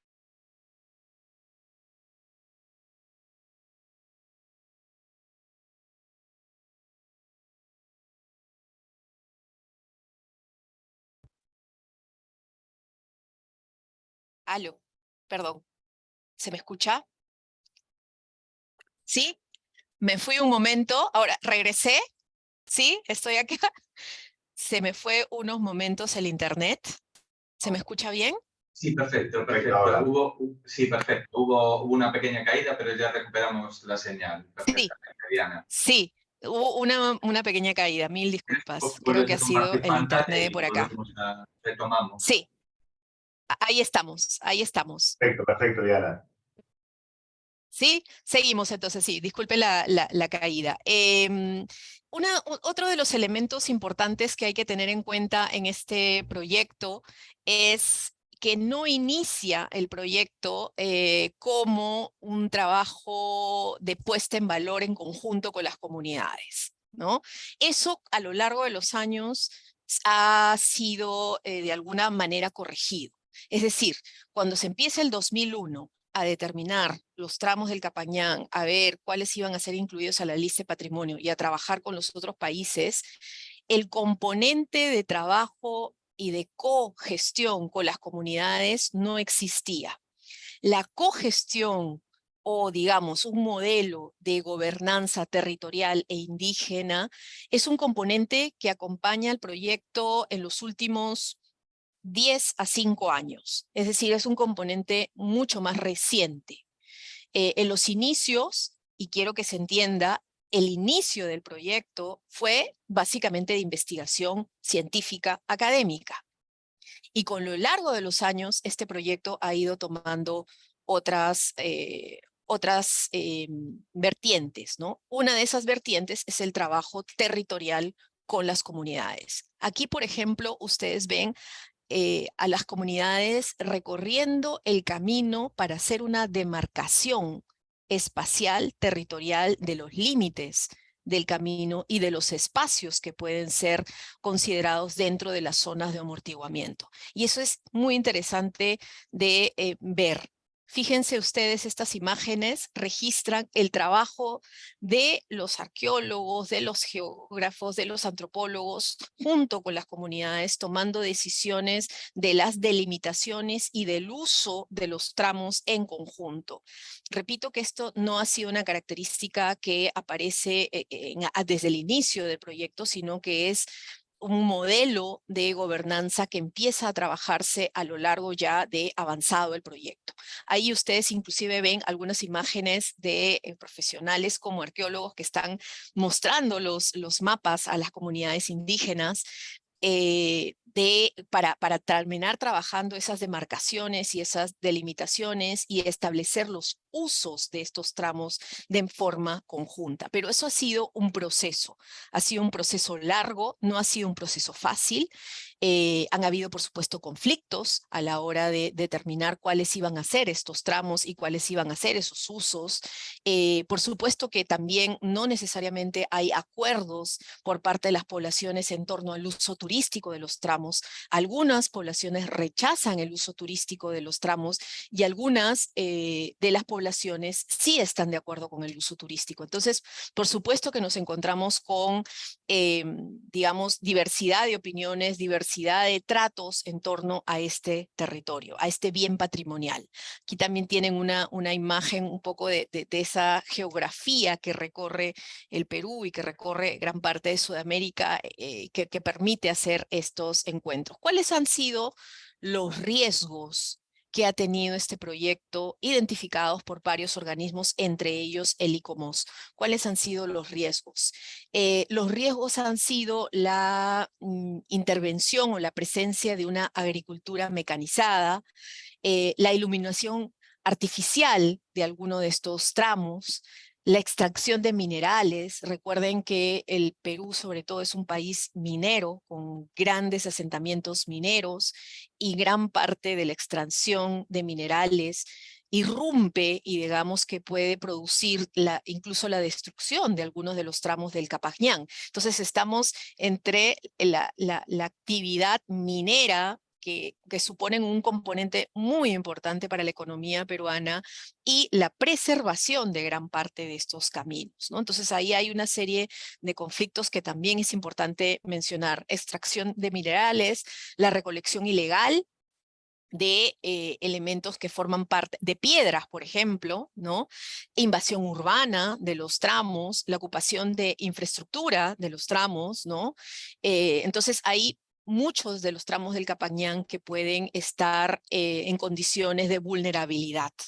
Por todas estas razones, también por supuesto, además de estas razones que son sobre todo, digamos, las que realiza el propio hombre, también existen riesgos naturales, ¿no? Deslizamientos de tierra, lo que aquí se llaman los huaicos, erosión, etcétera, que pueden y de hecho han destruido también una cantidad importante de tramos. Entonces, no es que el Capajñán no enfrente problemas, enfrentan una serie de problemas, repito, que se tratan de trabajar y de resolver de alguna forma de la mano con las comunidades que están en los entornos.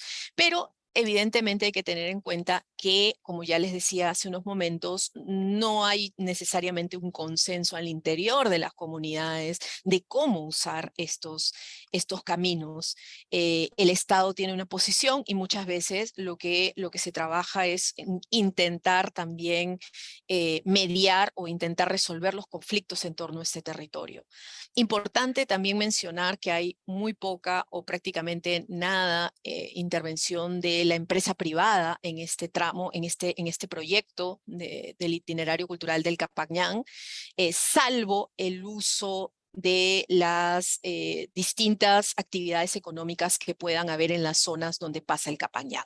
La minería, la explotación también de petróleo, la agricultura y todo lo que hemos mencionado. Entonces, ya para ir cerrando esta presentación, decirles que probablemente uno de los retos más importantes del Capajñán ha sido lograr una gobernanza multinivel, es decir, hablamos de un modelo en el que hay una coordinación a nivel nacional, regional y local. Probablemente eso ha sido lo más difícil de lograr, un territorio tan grande, además porque también tienes un componente internacional, es decir, se trabaja a nivel de países, de 6 países, se trabaja a nivel de todo el territorio peruano, se trabaja a nivel de las regiones que componen el país y se trabaja a través de los municipios que componen las regiones. Entonces, estamos hablando de una gobernanza multinivel que supone un esfuerzo sin precedentes. También hablamos de una gobernanza horizontal porque involucra varios sectores del Estado: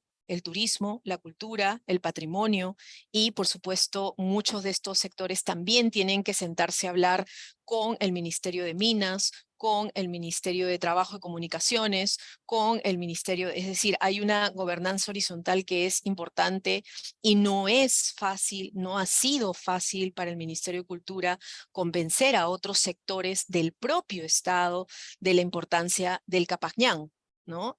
Hay alguna imágenes que se pueden encontrar en las redes, en el que se ve un tramo del Capañán y la avenida y una carretera panamericana, una autopista construida por el propio Ministerio de Transportes, ¿no? Entonces tienes un tramo del Capañán que es preservado por el Ministerio de Cultura y una carretera, ¿no? Una autopista moderna construida por el Ministerio de Transportes pasando por encima del propio tramo. Entonces lo que vemos ahí es que no ha sido necesariamente fácil ni siquiera el diálogo dentro del propio Estado en relación a convencer sobre el Capañán.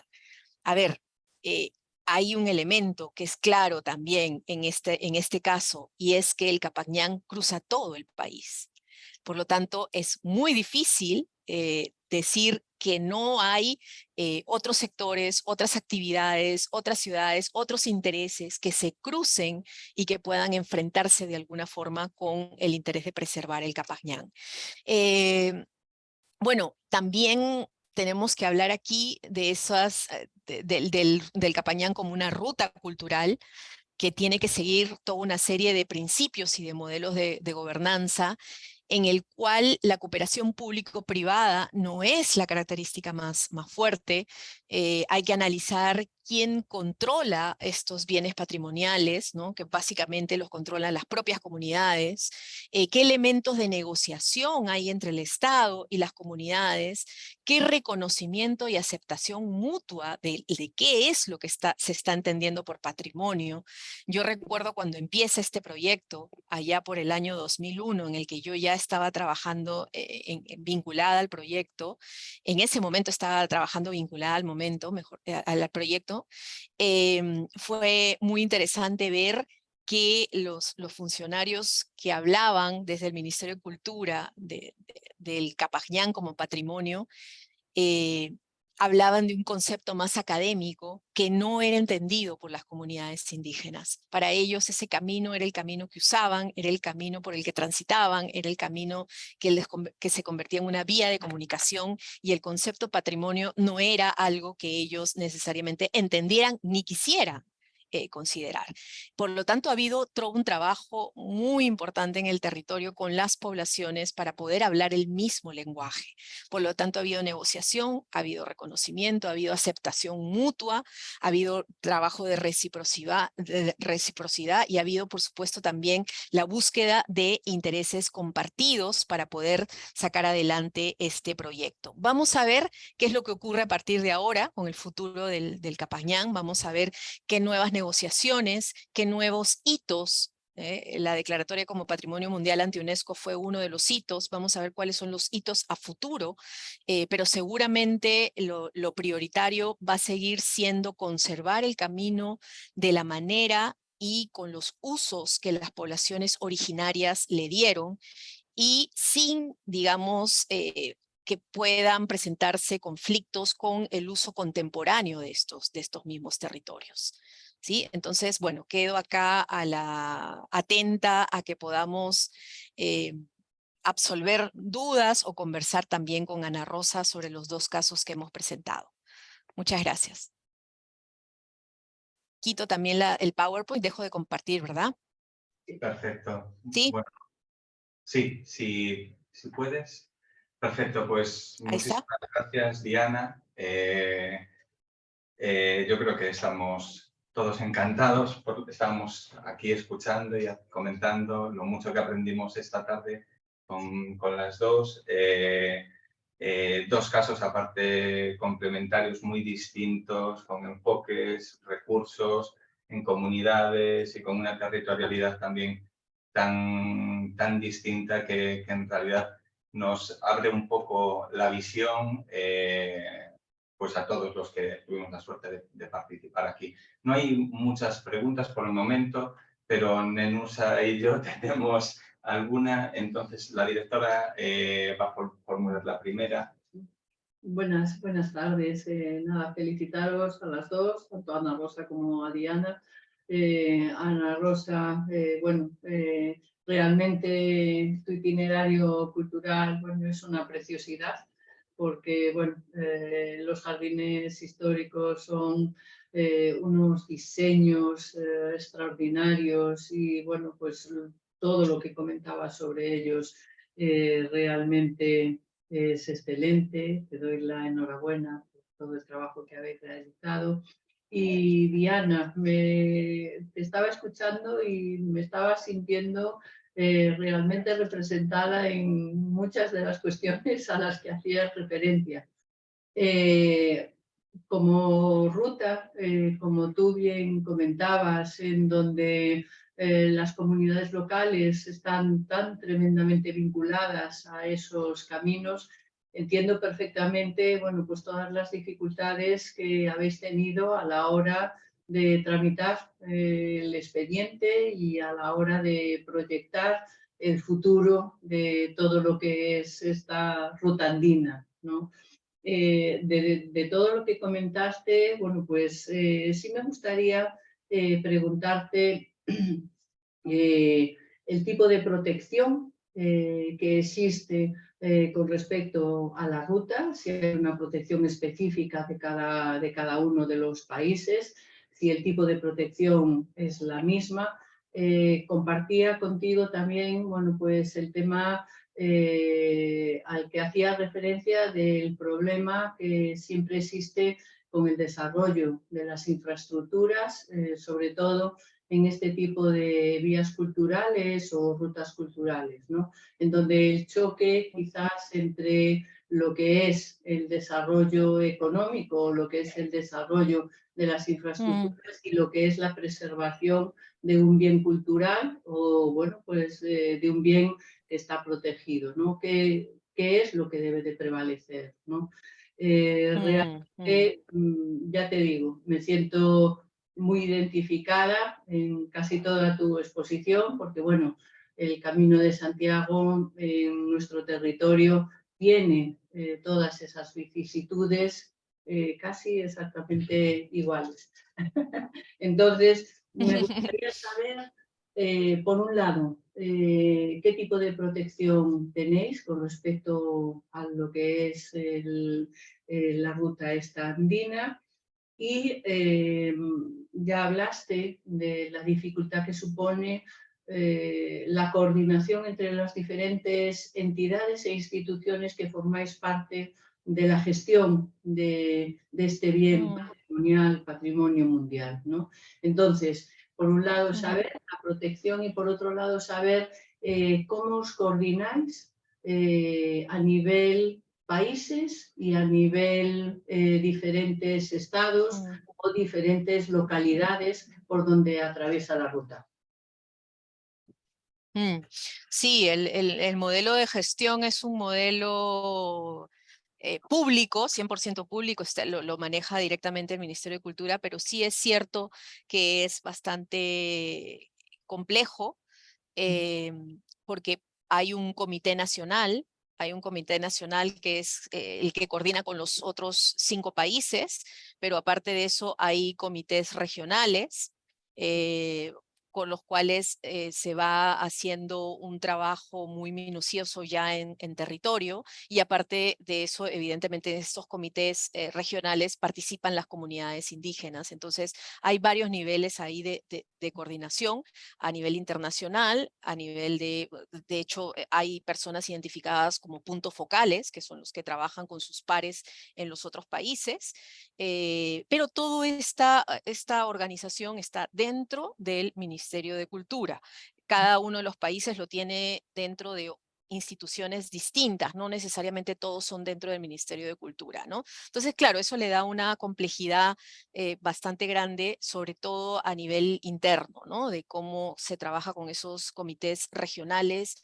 Lo interesante también es que, en relación a tu primera pregunta, es que a lo largo de todos estos años, desde que se empieza a trabajar a nivel internacional, es decir, el año 2003, 2004, empiezan a unificarse una serie de criterios y de metodologías para que los 6 países estemos hablando de lo mismo cuando hablamos de proteger, cuando hablamos de declarar, cuando hablamos de los tramos, ¿no?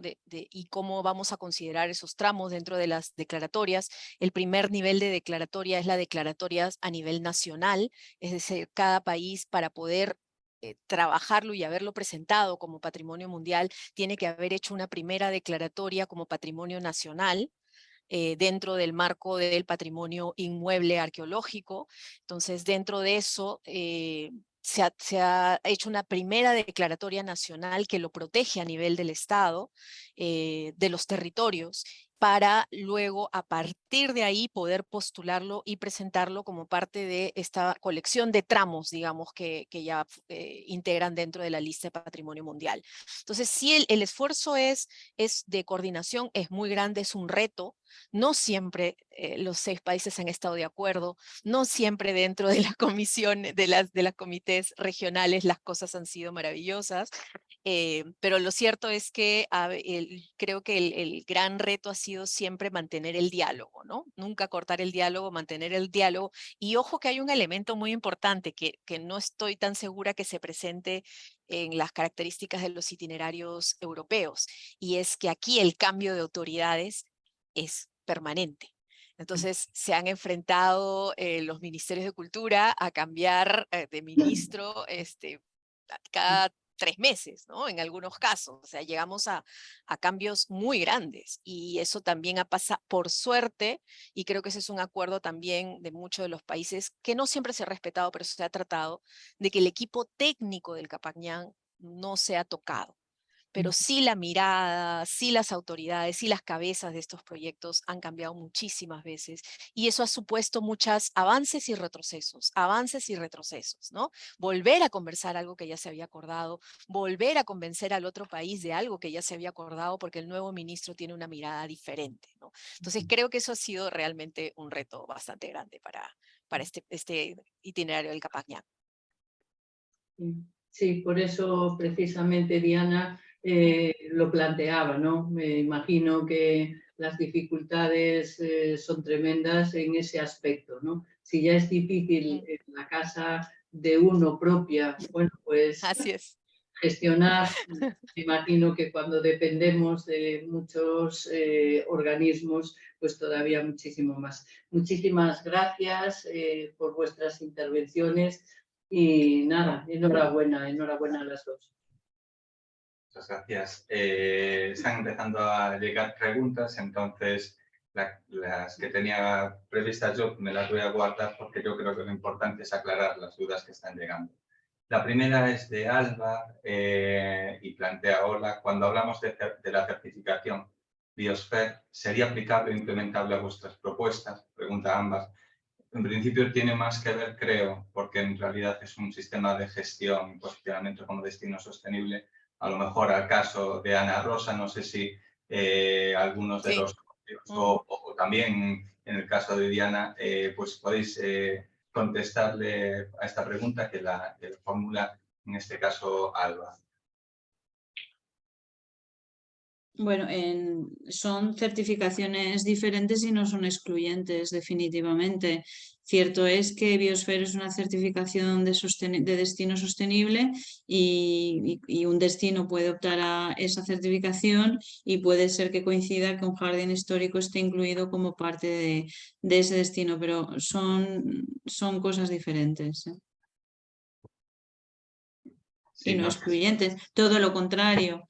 O sea, lo ideal sería que hubiera muchas certificaciones Biosphere. sí, efectivamente. Nos ayudaría mucho a todos. Indudablemente. José Luis Figueroa plantea la pregunta: ¿cómo funciona la cooperación público-privada en el itinerario europeo de jardines históricos?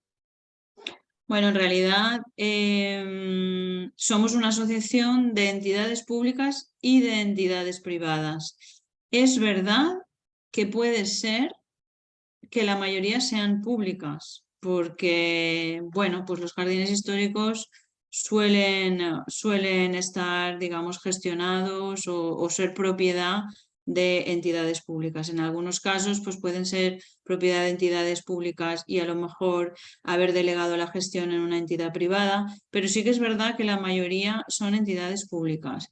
Y en ese sentido, bueno, es lo que he comentado antes, nuestros socios, tanto si son públicos como si son privados, todos están representados en igualdad de condiciones en nuestra Asamblea General y en la Asamblea General es donde todo se vota, pero no se da prioridad a unos y a otros. Es verdad que, bueno, como digo, la mayoría son públicas y en ese sentido la parte pública tiene una representación mayor, pero es simplemente es eso, o sea, no hay ningún tipo de ponderación ni de prioridad.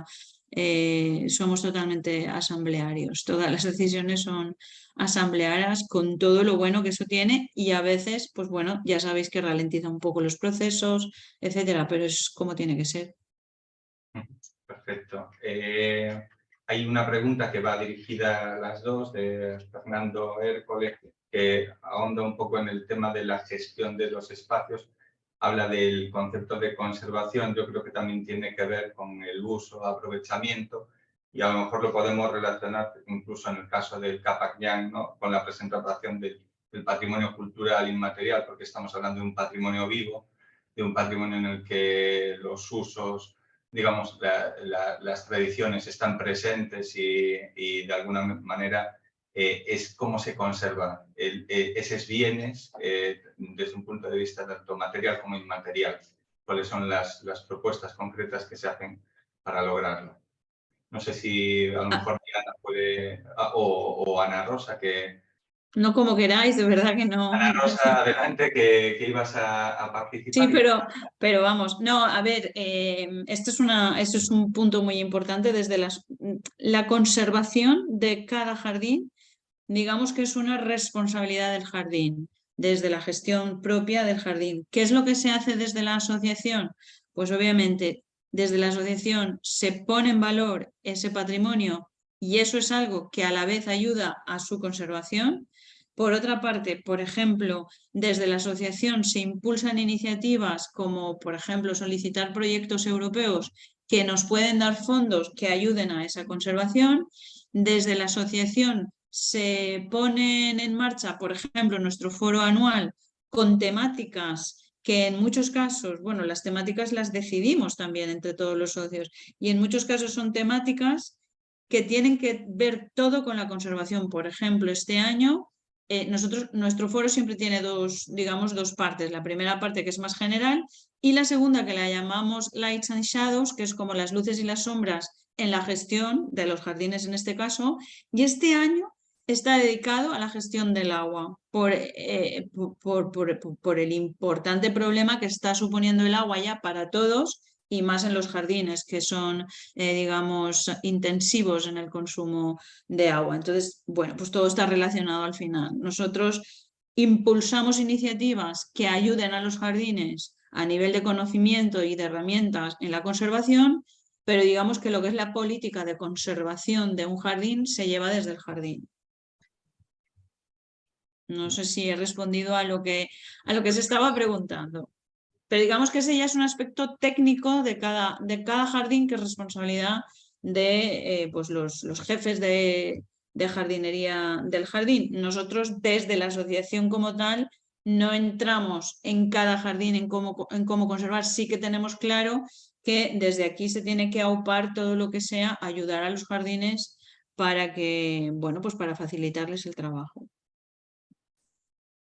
Muy bien. Diana, no sé si quieres o puedes puntualizar o comentar tú el caso del Capac Yang, o tenemos...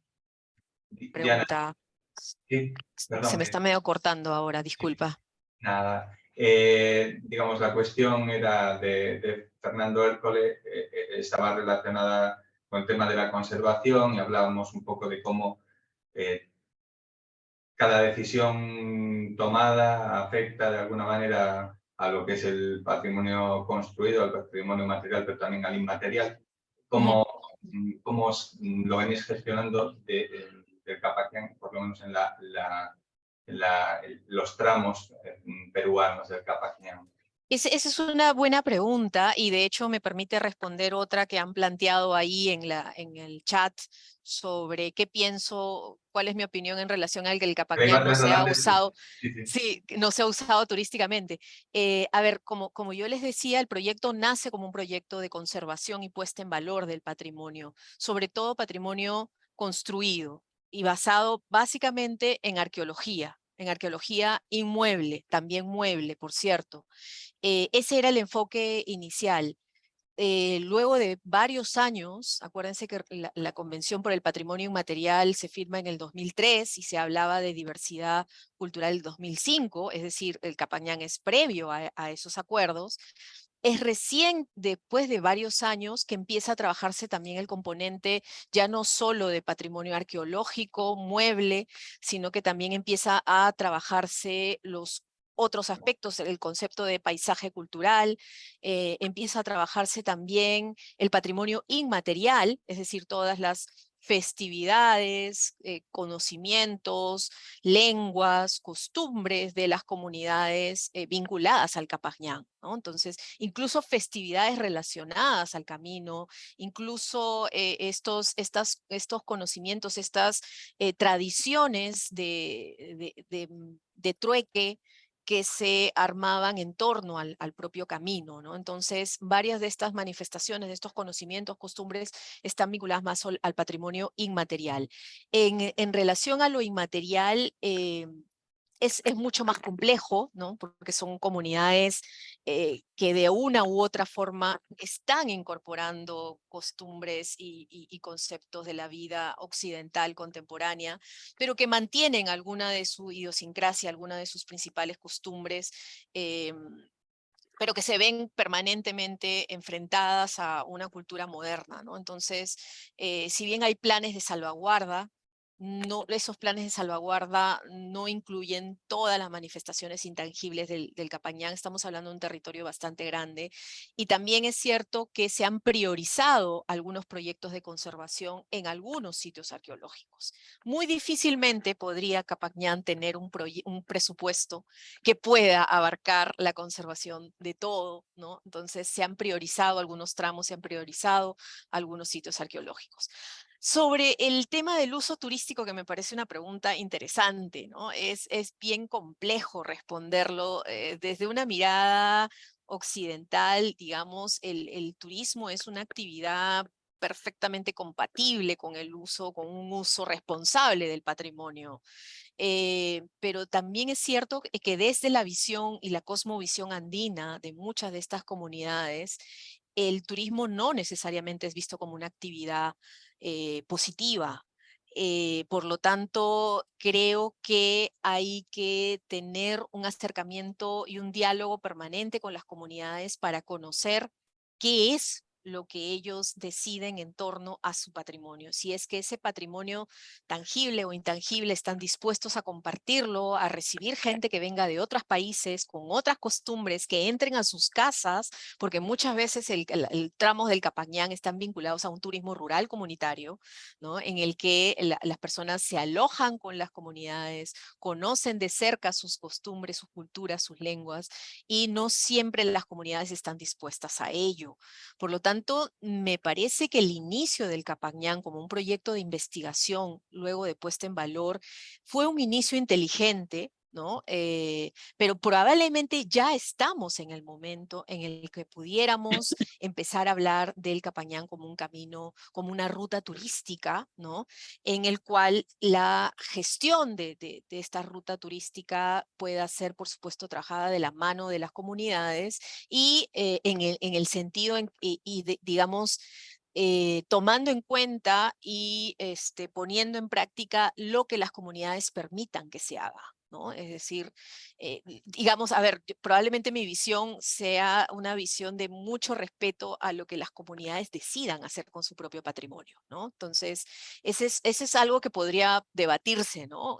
Mucho, porque por supuesto que hay otras visiones en las cuales digamos que el turismo termina siendo un proyecto externo, impuesto desde el Estado hacia las comunidades indígenas. Y en este caso yo creo que con el Capañán no deberíamos de cometer ese error, ¿no? El camino a Inca, que es ese tramo que te lleva a Machu Picchu, ha pasado por muchas problemáticas. Han habido temas muy complejos de manejar con las comunidades, porque se puso en valor y se abrió al turismo, sobre todo al turismo receptivo, sin haberse conversado y acordado con las comunidades. Yo creo que ese ejemplo no debe repetirse con el resto del proyecto, ¿no? clarísimo. Muy bien. La verdad es que, bueno, es una respuesta fantástica que la que acabas de dar, Diana, y nos encantaría que pudiéramos reflexionar conjuntamente todos los agentes de las rutas y los itinerarios culturales de esta manera como lo estás haciendo tú, porque realmente en algunas rutas y en los itinerarios pues estamos teniendo muchos problemas o algunos problemas derivados de la turistificación intensa de ellos, ¿no? Por ejemplo, el Camino de Santiago es un caso de éxito contrastado, único, pero también es cierto que en algunos momentos, pues tanto, sobre todo los vecinos de la zona que yo puedo conocer más de la ciudad de Santiago, como de algunos otros polos que se hacen sobre todo en el Camino Francés, pues sí sienten esa presión y no siempre las capacidades de carga, las capacidades de acogida, bueno, pues se respetan de la manera más conveniente, ¿no? Entonces, creo que esa reflexión que haces al final de que son las comunidades locales las que deben de decidir el modelo turístico que se debe implantar. Primero, si es necesario y si lo quieren, luego cómo hay que hacerlo, ¿no? Pues yo creo que eso es básico y que todos los paradigmas desde la Agenda 2030 del desarrollo sostenible del turismo, del sostenible, pues que tienen que ir en esos procesos de diálogo y de que entre todos, pues todos los agentes que forman parte del sistema turístico, pues creen su propio modelo, ¿no? Y que no pueden ser recetas de unos para otros, sino que cada comunidad, cada destino, cada sitio cultural debería de crear el suyo de esa manera.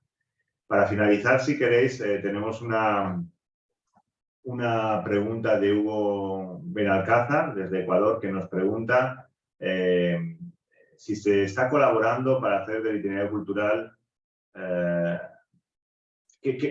desde el Ecuador se está colaborando para hacer un itinerario cultural en Ñampañal, tienen el problema de las autoridades. Y si se sabe, pues si en el momento actual hay una colaboración estrecha con el itinerario, pues desde el gobierno de Ecuador.